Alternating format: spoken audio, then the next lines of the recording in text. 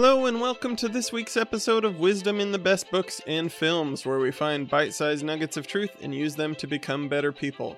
I'm Jake Baer, the host, and this week we are going to continue our Charles Dickens theme that we are going on right now. We will be doing our first kind of thought from one of his longer novels today, and my thought will be coming out of David Copperfield, which many people say is Charles Dickens' best novel he ever wrote. It is not my favorite, but it is a very, very good novel.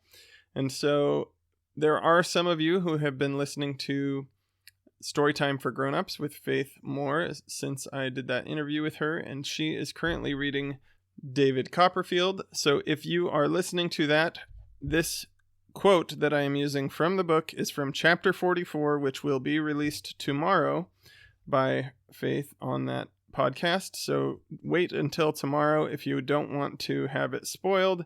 The spoiling is pretty mild. If you have caught up through chapter 43, there's nothing super surprising in there, but it is a quote from chapter 44. So if you are concerned with that, go ahead and wait until tomorrow after you have listened to that chapter, and then come back and listen to my thought. I also want to warn you that this is a somewhat touchy subject because we're going to be talking about marriage and divorce a little bit, but I try and do it very carefully, and I hope that you all enjoy. Please feel free to reach out if you have any questions or comments. Please, if you enjoy the show, leave a review, subscribe on Substack, and share the show with friends. Here is Choose Your Love, Love Your Choice. In a world of no-fault divorce and shifting cultural attitudes about marriage, it can feel difficult to find steady moral clarity on the subject. Today I want to speak with care and honesty about one of the most important decisions we ever make: choosing a spouse and then choosing to love them. First, let me be clear. I recognize there are deeply painful situations in which divorce may be necessary.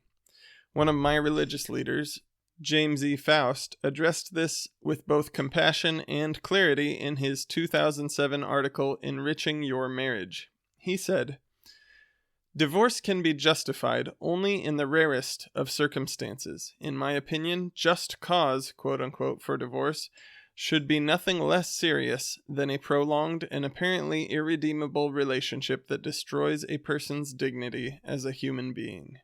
End quote. With that important acknowledgement in place, I'd like to focus on the goal I believe every married person should hold: learning to truly love the person we chose to marry. There's a simple, powerful saying I've always loved: choose your love, love your choice. It captures a profound truth.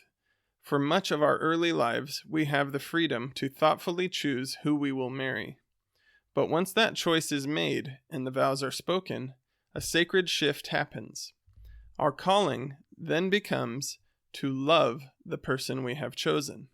Too often, we treat love as something that simply happens to us, a feeling, a noun. But as Stephen Covey taught in The 7 Habits of Highly Effective People, love is also a verb. It is something we actively choose to do. It means remembering why we fell in love, focusing on our spouse's strengths, and choosing kindness and commitment even when the initial excitement fades. This principle stood out to me in a big way in Charles Dickens' masterpiece, David Copperfield. Throughout much of the novel, Dickens skillfully builds our hope that David will eventually marry the steady, wise, and wonderful Agnes. But David becomes completely infatuated with Dora, a charming, affectionate, and childlike young woman. Swept up in romance, he marries her instead. Early in their marriage, they face significant financial difficulties. David, wanting to improve their situation, begins pressing Dora to learn practical skills: keeping house, cooking, cleaning, balancing a checkbook. Dora recoils at these responsibilities. She is sweet and loving, but she is not prepared for the practical demands of middle-class married life, and the pressure only creates growing tension between them. It is David's wise aunt, Betsy Trotwood, who gently corrects his perspective. She tells him, quote, "You have freely chosen for yourself. and you have chosen a very pretty and a very affectionate creature. It will be your duty, and it will be your pleasure, too, to estimate her as you chose her by the qualities she has, and not by the qualities she may not have. The latter you must develop in her if you can, and if you cannot, you must just accustom yourself to do without 'em." End quote. Aunt Betsy reminds us that marriage isn't about waiting for our spouse to become the ideal person we imagined. It's about loving the real person we freely chose, while patiently encouraging their growth. Once David stood at the altar and promised himself to Dora for better or worse till death do them part, Agnes became a closed chapter. Those lingering what-if thoughts needed to be set aside. From that moment forward, Dora was the proper focus of his affection, and that same principle applies to every marriage. None of us marry someone perfect, and none of us are perfect. Our job is not to perfect our spouse. Our job is to love them right where they are. When people feel genuinely loved and valued, they are far more likely to grow and blossom. Criticism and disappointment, on the other hand, often cause people to shrink. Marriage takes time. Love deepens not through force of will, but through consistent daily choices, the verb of love. There are no guarantees in any relationship, but when we choose to honor our commitment and actively love the person we married, we create the very best conditions for a strong, joyful, and lasting marriage.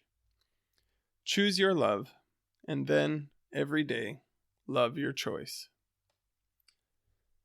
That is it for this week's episode of Wisdom in the Best Books and Films. I appreciate you all for being here to listen. I hope you will join me again next week when we will be reading another short story by Charles Dickens that will be a lot of fun. It'll be one of his more humorous, funny stories, so I hope you'll be there.